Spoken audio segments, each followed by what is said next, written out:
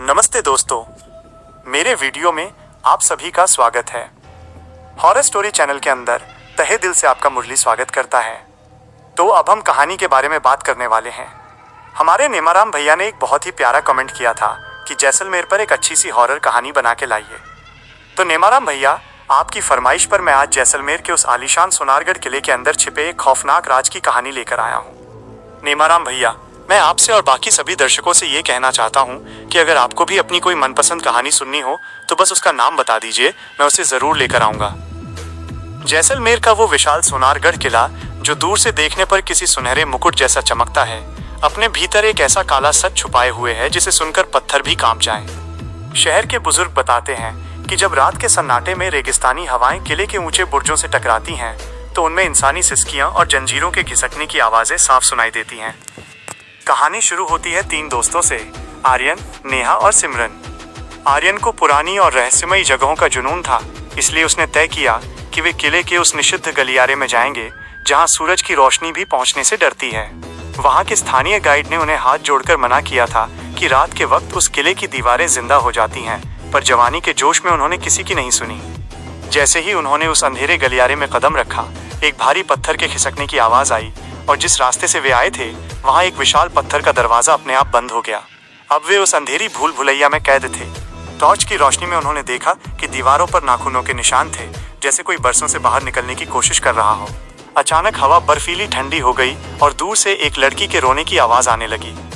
वे उस आवाज का पीछा करते हुए एक पुराने तहखाने में पहुंचे। वहां जो उन्होंने देखा, उसे देखकर उनकी रूह कांप गई। अंधेरे के बीच 2 रूहानी साये खड़े थे, एक लंबा नौजवान सिपाही और एक बेहद खूबसूरत राजकुमारी। वे दोनों एक दूसरे का हाथ थामे हुए थे, लेकिन उनकी आंखों से आंसू की जगह खून टपक रहा था। उस रूहानी लड़के ने अपनी भारी और डरावनी आवाज में कहा, तुम यहाँ क्यों आए? क्या तुम भी इस सोने के पिंजरे में हमारी तरह हमेशा के लिए दफन होना चाहते हो?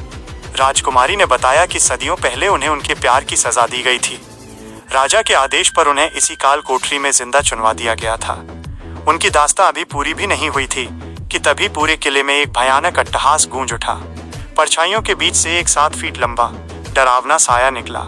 वो उस पुराने राजा का वफादार जल्लाद था, जिसकी रूह आज भी उन प्रेमियों को तड़पा रही थी।